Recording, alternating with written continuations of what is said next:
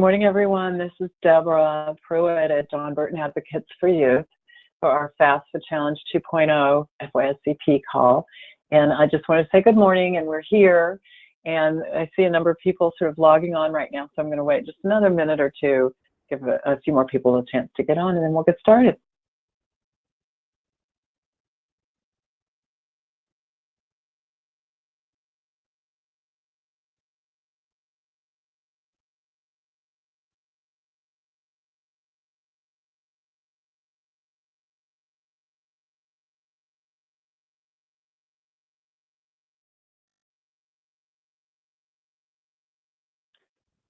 Hi again, good morning. This is Deborah Pruitt at John Burton Advocates for Youth, and we're here for the FYSCP TA Call and focused on the FAFSA Challenge and the lessons learned from our first FAFSA Challenge last year and what might be helpful in developing it further this year.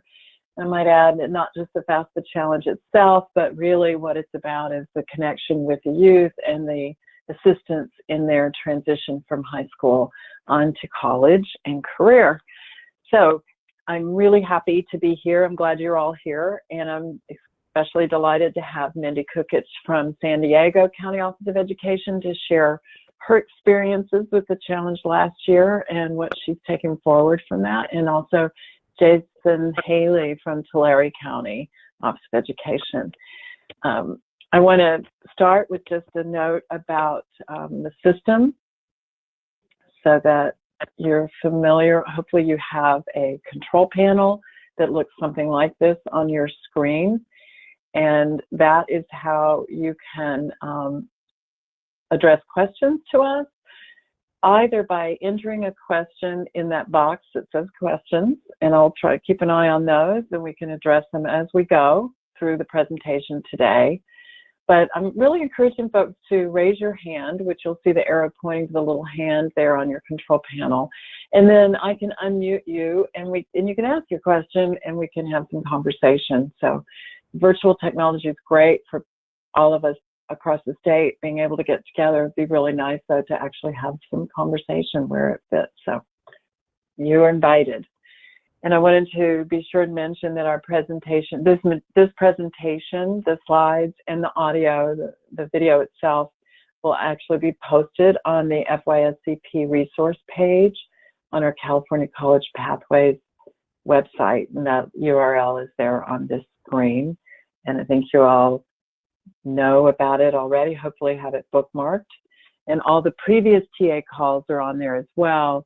So the ones that we did last cycle on the FAFSA Challenge are still there if you want to go back and listen to those, because we had some really nice presentations from various counties, Kern and Butte and Santa Cruz and others. Can't think of them right now. Okay. So this is about the FAFSA Challenge. I'm going to just take a minute to do a few review slides from our presentation on launching the FAFSA Challenge, just to highlight a few critical points, and then we'll get to hear from Mindy and Jason. So it is the goal to reach that at least 60% of the high school seniors in foster care complete the FAFSA or the California DREAM Act application. We were able to achieve 45% in our first FAFSA Challenge in the 2017-18 year. So we're hoping to beat that and meet our goal of 60% at least, and at least keep up with the overall student population would be tremendous. So just to remind you, a couple things that are new this year is that we're offering a prize for the most improved. So those who were participating last year, and we know what your outcome was, we can offer an award to the most improved around that. We are also going to have a system so that you can submit your report online. So it'll be easier, I think, than dealing with an Excel spreadsheet. Although you're probably going to want to have your Excel spreadsheet to track your own records as you go. And we've updated some of the materials. It's really exciting to have the financial aid guide in Spanish now, and that's available online. It's not in print yet, but we're working on that. And we have a new poster, which many of you have already ordered, and it should be to you soon. And we've also updated the toolkit, which is really a useful set of materials and information. Also, this year we're requiring that verification of completion of the applications be done via web grants. In a couple of cases, we're making an exception where we know that we can get full verification through the web grant system, but we've worked really hard to help make sure all the county offices of ed have access to web grants, because it's such a powerful tool, and I think we're going to hear more about that. We know that folks were able to learn a lot about the status of students, of youth around the counties. So we're really urging the use of that tool. Also, we want to really increase the emphasis on ensuring that the Chafee application is completed when the FAFSA is done, or Dream Act application, and also that the GPA match is completed, and that's verifiable in web grants. So one of the other reasons to make sure that you're using web grants to confirm not just submission of the FAFSA, but completion of the application, which includes that GPA match, and also that the EFC, the expected family contribution, is completed. Those are the keys to make sure that the students get the maximum financial aid, before the March 2nd priority deadline. Any questions about any of that, don't hesitate to email me or call me, and also check the resources, which I'm going to point to in a minute. And unfortunately, we didn't have the budget for the student scholarships this time, but we are able to, if your county wins the county competition, we will, I'll mention this later, you can use some of that money for scholarships if you so choose to do that. Wanted to remind you all that there is a phone app now for the FAFSA. Have fun filling out the FAFSA on the phone. But I know a lot of youth will probably find that really useful and helpful. So there's the information that My Student Aid is the app. And the nice thing is it is connected to the IRS data retrieval tool. So where there's a need to pull the, tax return information, then it is already live. So your offices have a chance to win in the FAFSA Challenge these unrestricted funds, $1,000 for the larger counties, and we split for the very small counties, we split $1,000 into $500 awards, and so we'll be drawing from those counties that if there's a tie, so to speak, or multi-way tie, we'll draw from those categories to award a county for achieving the highest percentage of foster youth completing their FAFSA or California Dream Act applications. And again, including that additional award for this year for the most improved over last year. There are 2 chances to win those, and that is March 18th. The report must be submitted by March 18th, and that's to meet the priority deadline of March 2nd, which again is still a very important date to help make sure that you get in the system and get all the financial aid possible. But we also know that some won't be able to do that, and we want to make sure that you're still catching all of the seniors before they leave the high school, and so we're allowing for that June 15th report. And I meant to mention when I was, again, referring to these awards for the County Office of Education, that you can use the award that you get in any way that meets needs of the foster youth in your county. And if that means you want to award some scholarships, then you can do that, or use it for supplies or something like that. I meant to mention those are the pictures from the awards that we gave last April at the Foster Youth Education Summit. So hats off to San Diego County, and we have Mindy here to present, and Sonoma County and Yuba County, they were the winners last time. And I wanted to remind you about our webpage. Now, this is on the jbay.org website, the FAFSA Challenge page, and just remind you again of the resources here. So I put the circle around the FYSCP specific resources, and that's where our policies and procedures manual is, and also the more detailed webinar that was done in September to launch the FAFSA Challenge this year, but most importantly and lovingly, the Web Grants user manual. I think that might be very helpful at times. Also, the contact information for the help desk at Web Grants is there, and our experience last year was that they were always quite helpful, at least willing to help, and generally responsive, and you know, would get back with information when they didn't have it at hand. And if you have any difficulties there, please let me know so we can make sure that you get the answers that you need. And I wanted to also point directly to the financial aid guide and the FAFSA visual guide links on the jbay.org website because they're right there. They're the step-by-step. So if you're working with partners, you want to make sure they feel confident that they have all the critical information specific to foster youth. These resources are readily available. Just wanted to remind you all that we were successful in getting the bill passed to broaden the access to the Cal Grant specifically for foster youth. So they now can get that grant up to age 26. Now, the youth you're working with are not that old yet. That's often an issue more at the college level, but wouldn't it be helpful for those youth in high school to know that this is actually available to them up until the age of 26? So they know they can continue through college if that's their goal. And also it extends the time limit. So rather than a 4-year time limit for getting Cal Grant awards, former foster youth can now receive up to 8 years of full-time status enrollment for qualifying for the CHAFE. And we got the deadline extended from March 2nd to September 2nd.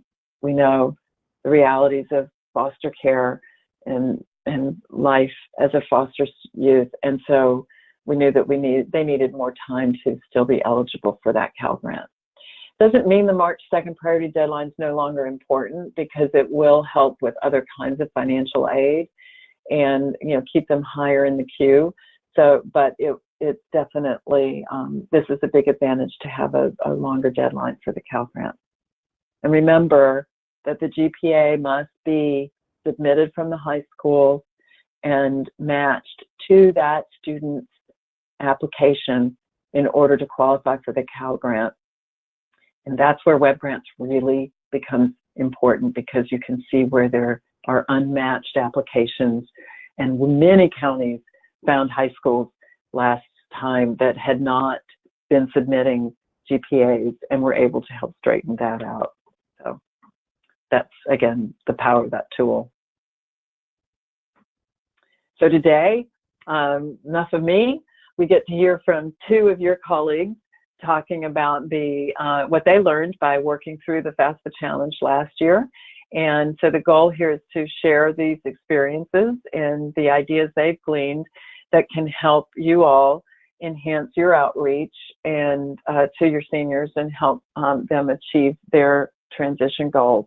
And I want to say, I know a lot of you listening also have great experiences to share, I'm sure. And so you were invited to share your gems of wisdom as well. But I'm glad we have Mindy and Jason here to give us some focus, and they've had the chance to think a little bit about the questions I posed around what did you learn that you will use to improve, expand, or refine, or I should add, repeat what they did in the last round. So with that, I'll start with the first question I posed, or topic I posed, which is, what have you learned that's helping you to identify the foster youth seniors and track them as they move in and out of county? Some counties have a much bigger challenge of that than others, but you know, when we're asking for your total foster youth in county for a 30-day period, then you've got to be able to track how they come in and out. And I know that there are particular challenges around some of the non-public schools, the charters, continuation schools, et cetera, that category of special schools. So I'm going to invite Mindy first to speak to us from her point of view from San Diego. Hi, Mindy. Well, good morning. Hello, good morning. Thank you for asking me to speak on our experience from last year, which was tremendous. I really didn't expect to have a winning county last year, so it was really exciting to have experienced that and then to be able to share what we learned. So again, mainly it is just, again, tracking those kiddos where they've gone to. Coming in and out of county can be really difficult. So that's why I try to do the monthly comparisons with the CalPADS data. And I also use our FYSCP system, but the CalPADS is better for me because I can get that kind of who's coming and going in a different way. When I get those reports, I send out to each school district foster care liaison to the school that they're assigned to. I give that district liaison those kids who are identified as seniors and say, like, hey, do you know if your counselors are doing this, and how can we support them? What help do you need from us? And then we also have our outstation co-located educational liaison who sits near the extended foster care unit, and she was working with their manager in that unit to make sure that all of those workers are aware of who their seniors are and how we can support them. And like you said, that sometimes the non-publics, those can be difficult in tracking down who to contact in those situations. But for the most part, we've been able to identify someone who then can at least lead us to the people in their school site or in their district who helps manage who would be tackling that. Is it the school counselors, who actually does the hands-on that then we can get in contact with and check with?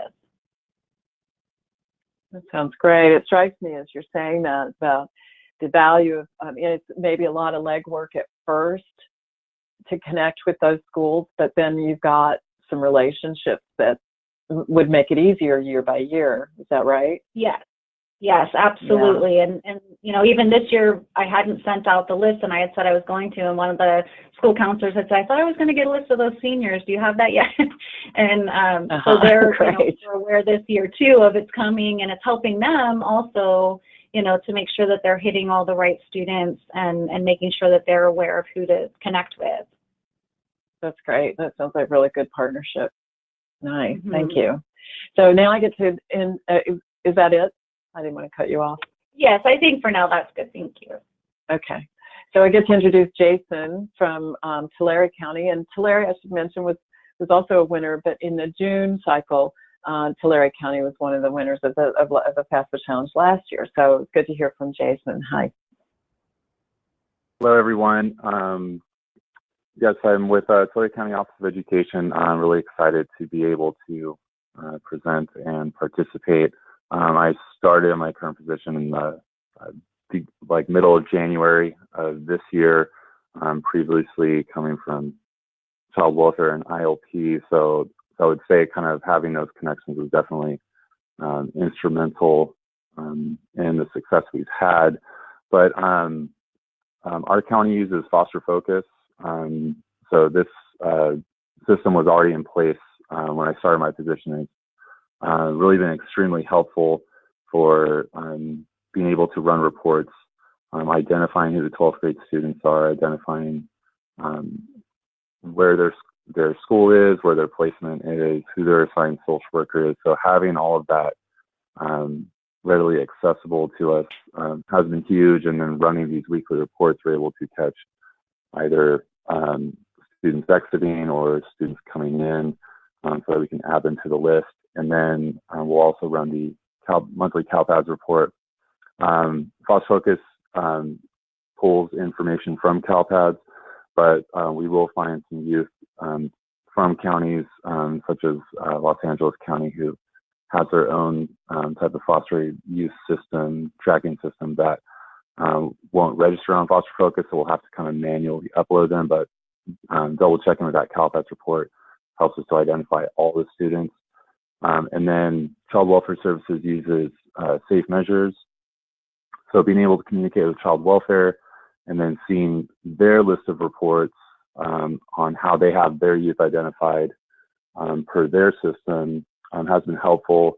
And we were talking earlier about the difficulty with non-public schools or charter schools. What we'll find in our county are the charter schools under the Learn for Life umbrella. They have kind of like their own method of level of grade that the student is. It's not based on how many years they've been attending like your traditional school, but it's going to be based on the amount of units or credits they've completed. So unfortunately, we'll see youth that are 17, 18 years old, but they may be essentially listed as a grade of a freshman or sophomore in these charter schools. So and this has been helpful because in safe measures, with the social worker entering the grade level information, they're kind of assuming that their 17 or 18-year-old client is, Dr. Junior or senior. But then when we kind of double check it with CalPADS, we'll see that the youth is actually listed as a freshman because of the minimal amount of credits they've completed. So this is helpful because it leads to conversations, potential school meetings to kind of see where the youth is on the credit completion, the different tracks they're going, because if they're going once a week for an hour and they're only completing like a credit a week, so we say this is like helpful information for the social worker, maybe encourage the youth and care provider to get the youth to attend more, to take their education a little bit more seriously, and then kind of realize that they're on track to potentially be in high school for 7-8 years based on the amount of credits they're actually completing. So it kind of helps to lead conversations going forward and kind of build those relationships with, I'd say, like the harder to reach schools. Wow, that sounds like a huge intervention opportunity that came out of this, and it's great to hear about. There may be other, maybe different situations, but similar kinds of things that folks are able to now see and address. Yeah? Yeah, right? Definitely. That's huge. I got a question from Jason Gutierrez about, Mindy, could you provide a little more information about the Liaison and ESD that you mentioned before? Just a bit more detail about that. Absolutely. We have 8 individuals who are outstationed in 8 different child welfare services offices. And one of our people that are in that position as an educational liaison, her office sits near the EFC unit that is assigned in San Diego to work with all of those transition age students. And so she's involved in a lot of their meetings. She's there to answer any questions on a day-to-day that they might have. And so it makes it really nice for this pairing of the work right now, because she has access to all those workers at any given time, and being able to jump into their unit meetings and say, hey, this is what we're doing, we need your help, these are your kids, do you know if they filled it out, can they come to my office and fill it out with me, those kind of things. Right, thank you. Yeah, I just want to take this moment to remind everyone that in terms of the JBay FAFSA Challenge report, in either your count of total seniors is based on who's in county, enrolled in county for 30 days or longer. Now, if they're enrolled for 30 days and then leave the county, they stay in your count, in your total count, right? It's only those who maybe come in and are gone in a week or so that don't ever show up in your total. And especially if, so they would remain in your total. And certainly if you've served a student with the FAFSA and they've been in your county, then they would be in your completion total as well, even if they leave the county, of course. Okay. Great. So we'll move on to the next one. I don't see any other questions at this point. Let me just scan, make sure there's no hand raised. Nope. Okay. So the next item was, once you've gotten this sort of intelligence that you both have just described from the reports and the, lists of students, then you kind of and then you've reached most of them, but there are these ones that are harder to reach. And, this process of finding out who has not been counseled, they don't have a FAFSA completed yet, and then how to get to them. And just wanted to hear you talk about things that you found that were really important linkages. So I'll go to Mindy again first in San Diego. I think with us, we just felt like we just were nagging people that, it was just a constant emailing. If we had phone numbers to call people, calling foster parents and saying, can we come and meet with the student or set up an appointment? I know with a lot of our students who are in that kind of almost transitionary age, meeting with them in, a Starbucks and making that happen for some of the individuals were some things that happened last year, because there are those kiddos that, again, even with the school counselors, I know they would say, well, we can't get the social security number. That happened in one of our districts. She was saying that she kept having the kids come in for appointments, but they wouldn't have their social. And so we ended up working with their social workers to gather that for the student she needed, to make sure and ensure that they had it the next time they got together. And we did that for several of her particular, that one district, that was kind of her barrier that we identified, so we were able to do that. But I think it's just, again, that constant just outreach until they finally tell you what's happening.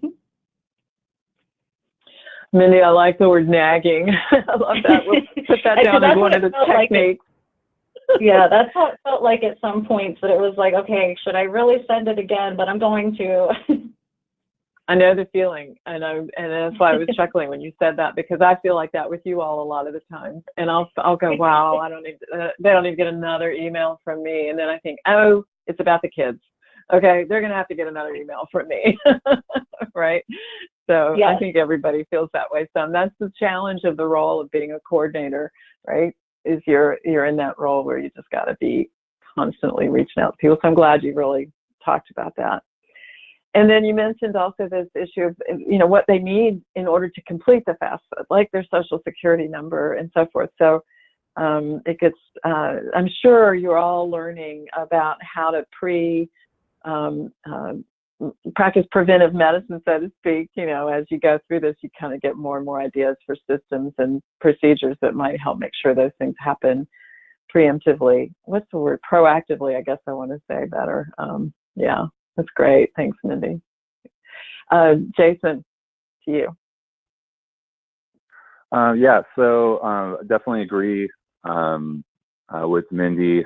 Essentially, it's kind of a gradual process of, we'd say the emails or phone calls kind of start to ramp up, the closer you get to the deadline. And like I said, I started in mid-January, so it's essentially like once I started, it was kind of like a 6-week countdown to, get these FAFSAs completed. But I would say for us, kind of the game changer that started was when we were able to get web grants access, because I was able to identify youth who had either completed or not completed, but we were finding a lot of youth that had completed their FAFSAs in error, where they were not receiving some type of federal aid, which then led to, intervention, the ability to kind of pull up their federal student aid accounts and kind of see that they, had not answered questions accurately. And I know we have a web grants question later, so we'll talk more about that. But then I would also say kind of being able to identify the, kind of the support team. So whether that's the social worker, in our county, it's ILP, Independent Living Program, social worker, foster parents. Would also add foster family agency social workers, and then obviously the school counselor. I would say what we're doing this year is, since we're able to start, the regular time of October when the FAFSA opens, is really getting the school counselors on board and having them kind of realize that, this is an important conversation to have with their students, and to kind of then understand that, it's not just the FAFSA. There's more to this, more discussions that can be had. And then if everyone's on the same page as knowing their role in the supportive team, then it can be an issue of, working together, as opposed to, kind of, we'd say like repeating services, where everyone's checking in with the youth about the FAFSA, or we'd say worst case scenario is there's this assumption that someone else in the team is going to do it, but no one really ever asked the question of who is going to be the one to assist the youth in completing it. So there's a lot of assumption, whether the social worker thought the counselor was going to do it, or the counselor thought the foster parent was going to help. And then you kind of find out that no one actually did it when you actually pull up web grants to kind of see that the youth hasn't completed it yet. And then also, you kind of realize, we would say for our out-of-county youth, that's the OOC youth, they're going to be the ones I would say with most need, due to the fact that their social workers or probation officers are from distant counties. We have several group homes in our area where, unfortunately, group home staff are very ill-equipped to assist youth with this. So it's kind of led to some training, specific trainings for them. So I would say anytime I was assisting a youth from a different county in their placement setting, the hope was that there was a staff member to kind of like sit in and observe and kind of learn the process. So instead of just doing the service and then leaving, you're kind of technically training someone else to kind of help youth, going forward. Right. Thank you. I've heard a number of counties or just folks refer to what you described about this. The ILP counselor thought the social worker was, or the school counselor was doing it. The school counselor wasn't aware. And that's boy, you all are really giving a lot of justification for your jobs, right?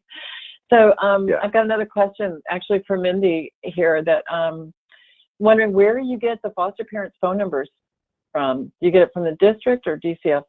Do you get a list, or from the individual social workers?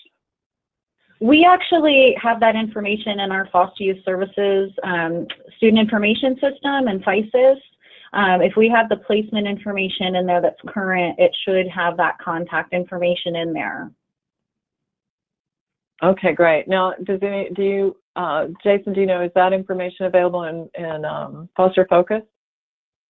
Yes.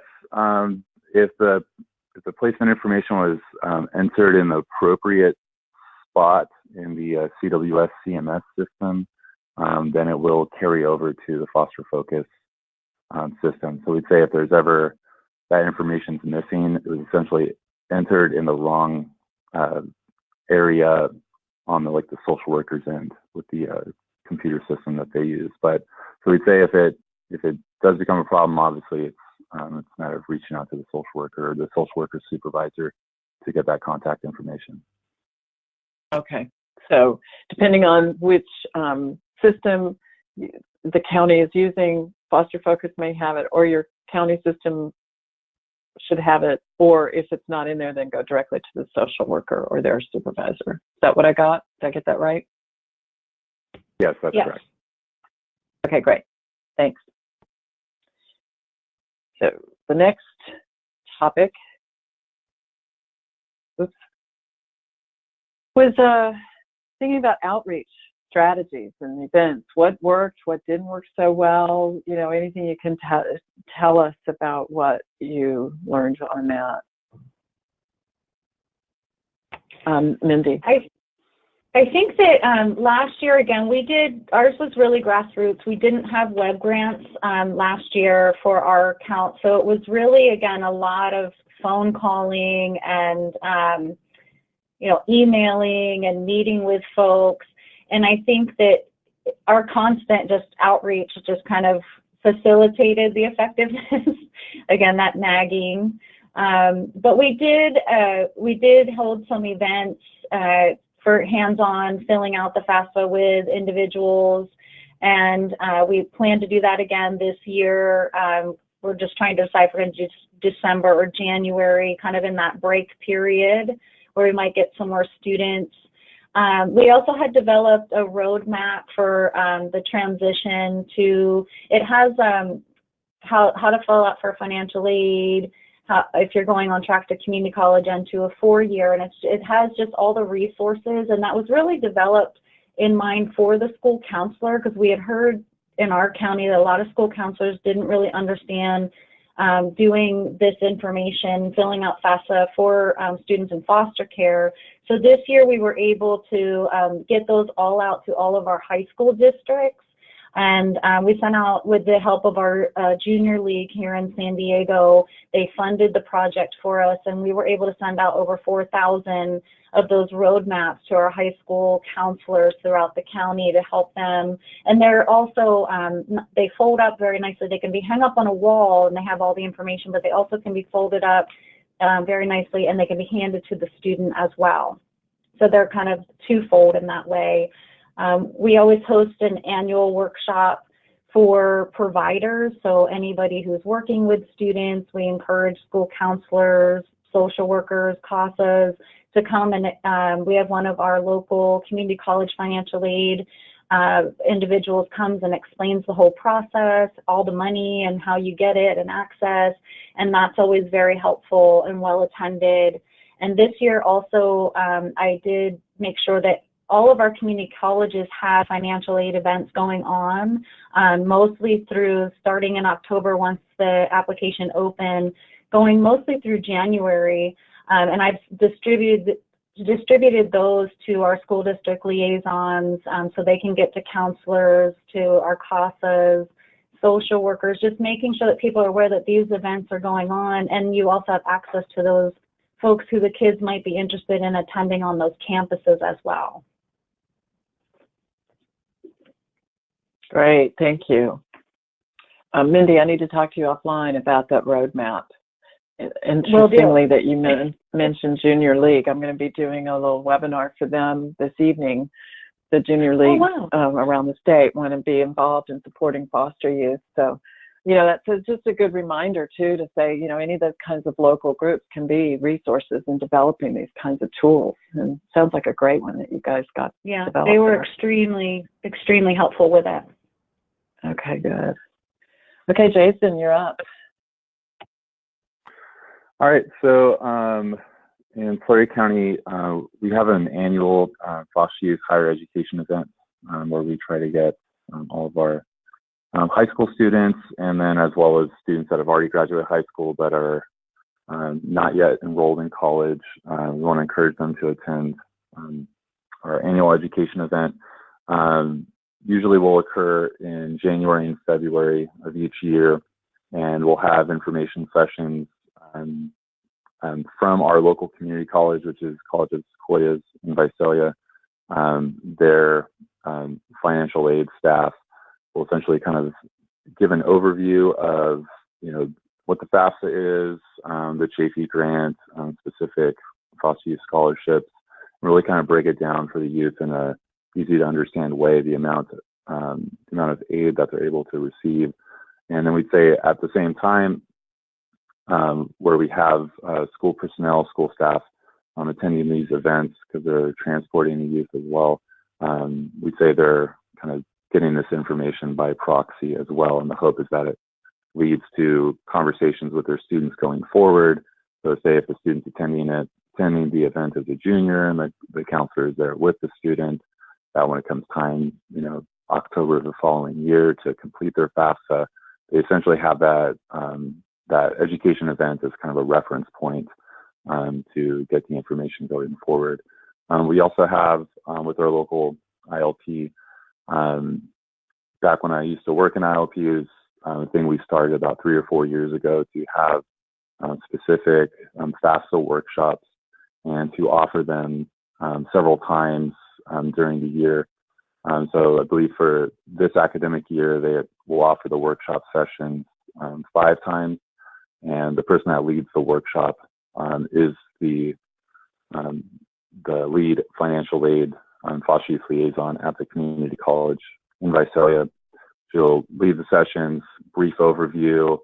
The workshop is held in the computer lab on campus. So I'd say the main barriers, like Mindy had stated before, was youth not knowing their social security numbers. So kind of just to be knowledgeable about this, and, you know, to have the social worker, you know, essentially present at the workshop with the information so they can assist each youth in getting this information.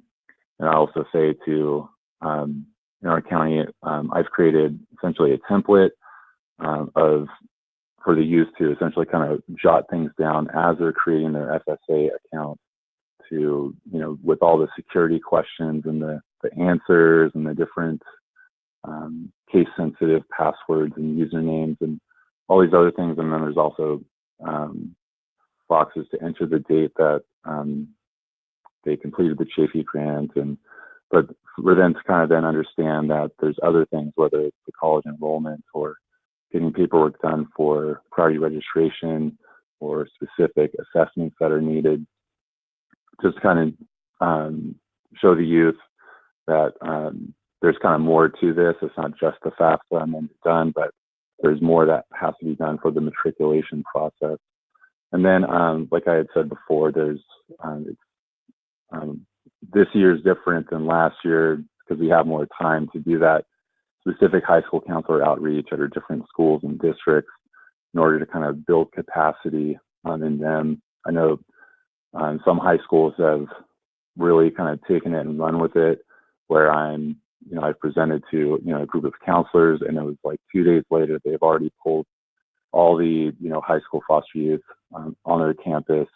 And essentially, counselors are working together to assist the youth in completing this, using the FAFSA toolkit from the John Burton website. So we'd say, as an FYSCP, we're supposed to be, coordinating services rather than just meeting with every single youth and doing the FAFSA, but essentially kind of empowering, the supportive people at the school site as well. So I think it's been a great thing. And then it's also kind of led to, more conversations going forward, about the youth, about concerns that the youth have once they graduate, and how the, counselor can at least reach out to the team, whether it's the social worker or the foster parent or both, to kind of just share that, the youth has these specific concerns and what can we do to kind of best support them instead of the youth just trying to figure this stuff out on their own. That all sounds tremendous, and I'm thinking again, listening to both of you, how much of the foundational work, you're laying that then makes that capacity strengthen year after year, and easier to reach more of the students and earlier.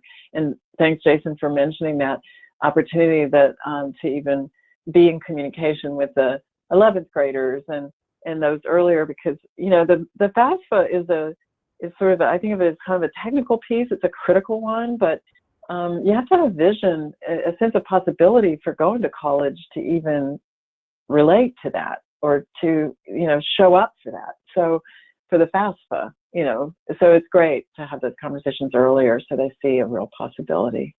I've got a question from Jason again, that wondering, Mindy, would you be able to share your roadmap? And if you are, then I could post it on the FYSCP resource page so everyone would be able to see that as a model. I would absolutely be willing to do that. I'll send it to you as soon as we're done. That'd be terrific. Okay, and I'll make sure it gets posted. Thanks. Any other questions? Any hands raised? Any other comments either of you have on any of this before I move on?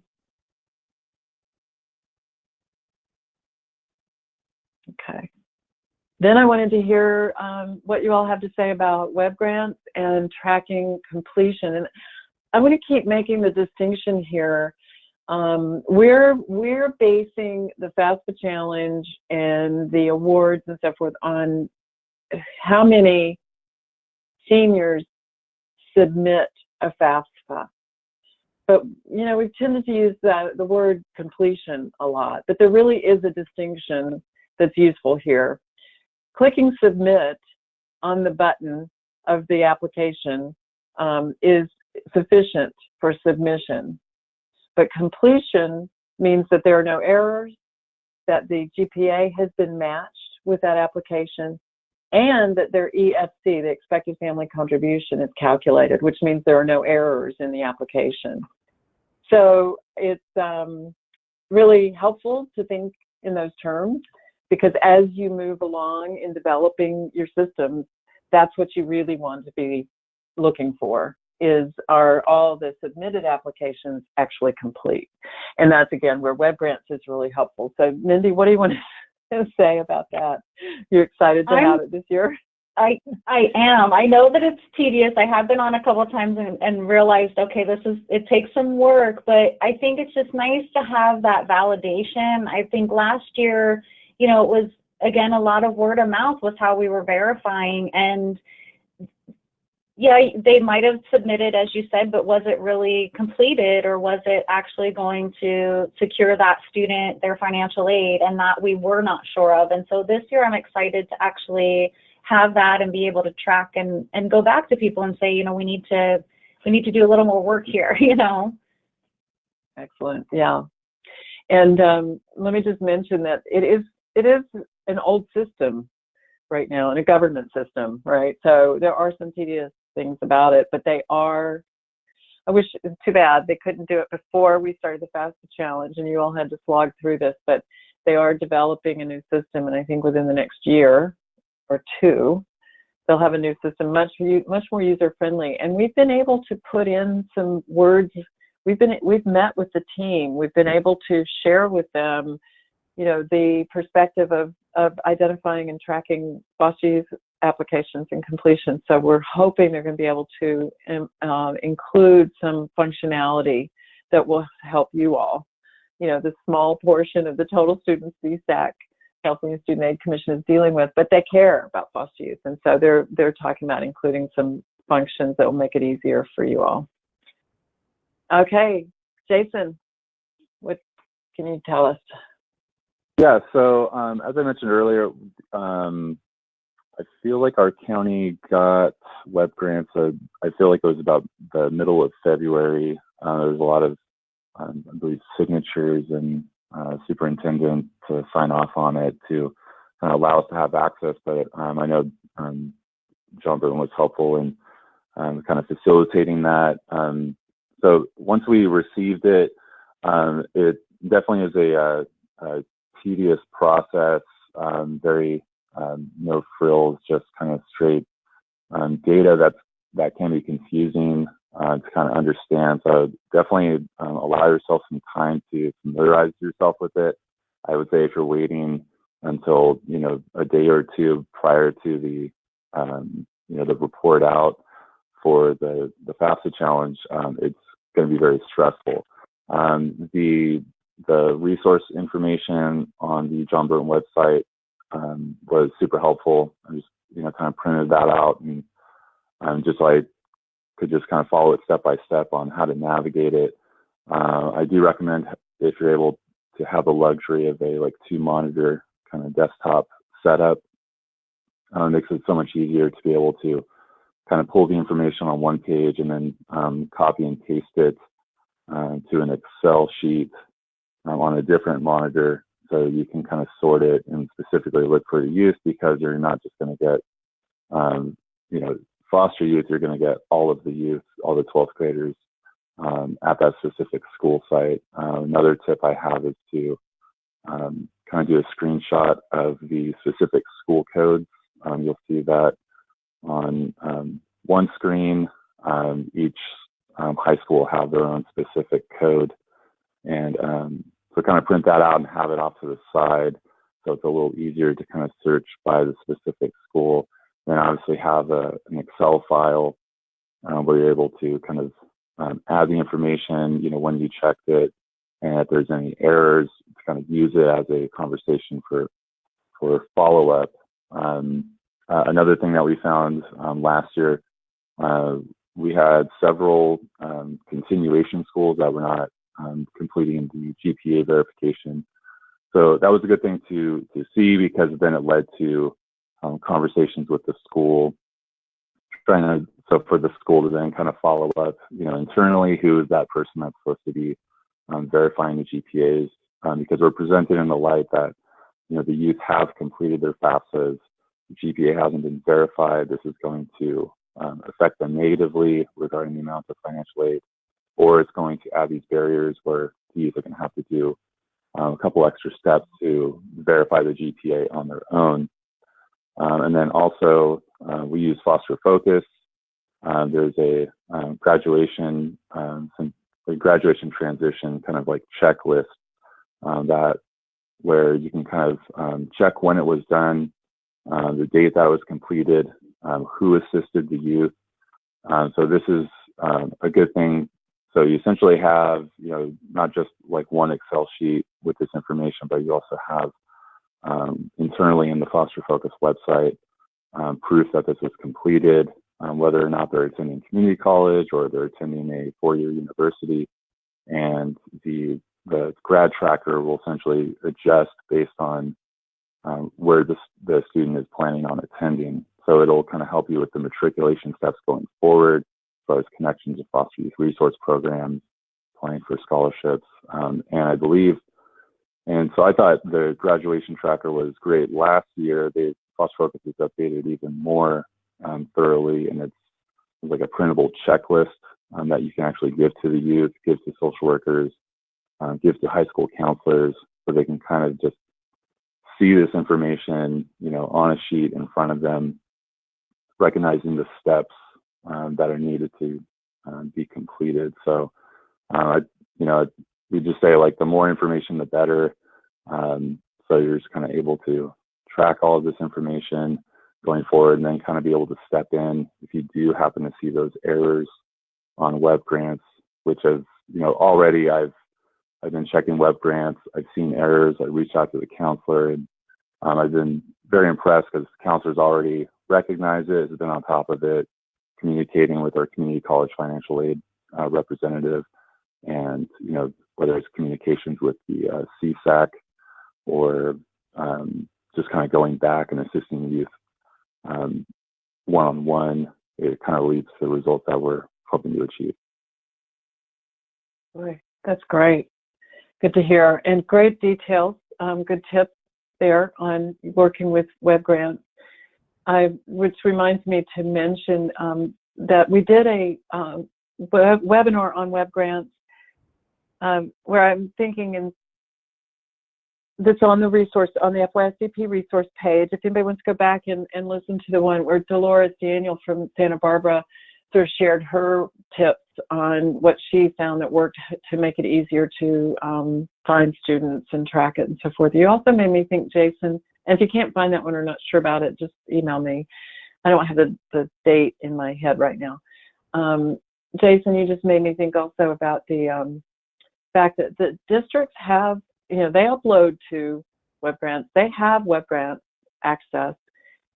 The counselors, as you're working with them, they may want to be able to get greater access to student status through web grants, and they can do that through their district. Of course, they have to work through the permissions and so forth, or whoever has that authorization in their district or their campus and so forth. But that is something that might develop in some places.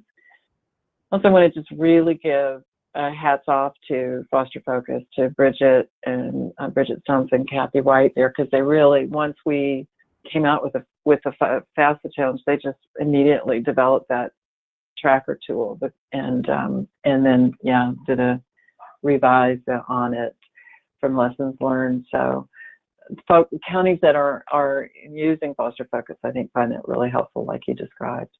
Anything else on this one? No, that's it. Okay. I don't have. All right, so let's go to the anything else slide then, Mindy. Again, I just think that it really comes down to the collaboration that you have in your county. We have access, like I said, to ILS workers, to the EFC workers, to our CASAs, the attorneys even, they had been helpful last year. At one point I had reached out to them when I was having difficulty with some of the students, and they were helpful, and we want to make sure that happens. They even offered at one point last year, I think, in their offices to host a, training. That one I had said, because for me, I feel like we do better if we have the students doing something that is hands-on and we're physically there with them rather than just telling them all the information to go back and do. And then Promises to Kids, again, is one of our good partners here in San Diego County, and really is our shared partner in our College Connection Advisory. And they really help us with our outreach and, you know, getting kids to events and all the things that we need to do to make it happen. Nice. Thank you. Jason? Yeah, I'll just echo Mindy. Definitely collaboration is what's important. Just kind of recognizing that services that are done shouldn't occur in a vacuum. The more people that you have that are aware and willing to assist the youth, you know, if that's the worst case scenario, then, you know, that the youth has to hear it multiple times from different people about completing their FAFSA or the various resources that are available to them.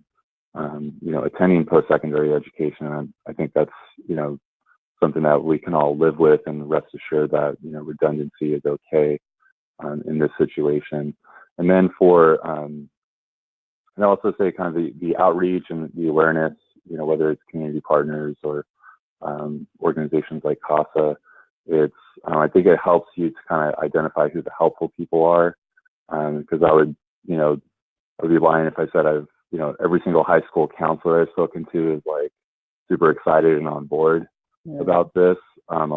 There are few that kind of see it as like not something that they do, or they leave it to the community college, you know, their outreach that that they do to kind of get used to complete their financial aid. They're a little hands off about it.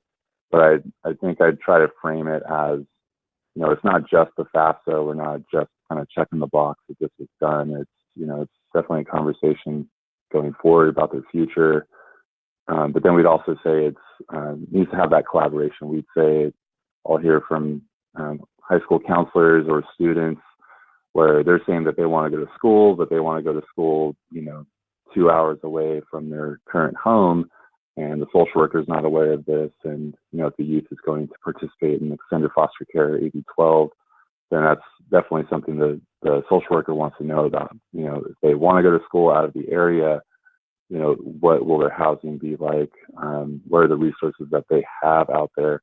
So we definitely kind of need to understand it's not just completing this one aspect, but, you know, if we're talking about, you know, like a successful transition to adulthood, and with education being a part of that, it's more than just the education, I guess is what I'm trying to say. So I think just kind of recognizing it's not just get the FAFSA done and then kind of move on. There's definitely a lot more to it. This, I think, is just kind of like a easy way to get our foot in the door to kind of start that conversation for all of our youth. That's great. I just got to say, this has been really interesting, and I hope you all have found it helpful. Here's the contact information for Mindy and Jason. Of course, me. You all probably know how to reach me already, but I want to stress that this will be posted, the recording and the slides and the roadmap will be posted on the californiacollegepathways.org/FYSCP resources page. And there are, again, earlier webinars we did focused on the FAFSA challenge earlier in the year. So feel free to reach out, and Mindy and Jason both said they're happy to hear from any of you if you want to talk more specifically. But you all have both been tremendous, I think, in sharing this perspective and some of the insights and specifics that you found helpful. So I don't see any other questions. Does anybody want to raise your hand or ask any questions? We take a minute or two for any questions that popped up in your mind.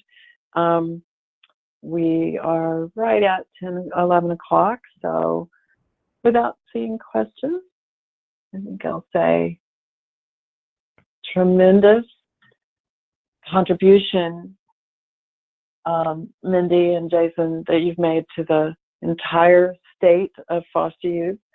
So, and all the fellow staff members out there trying to serve them. So thank you very much. And thanks to all of you. You're all doing tremendous work. You're changing lives, and it means everything. So hope you have a great day, and we'll be in touch very soon. Thanks, everybody. Bye now. Thank you. Thank you, Deborah.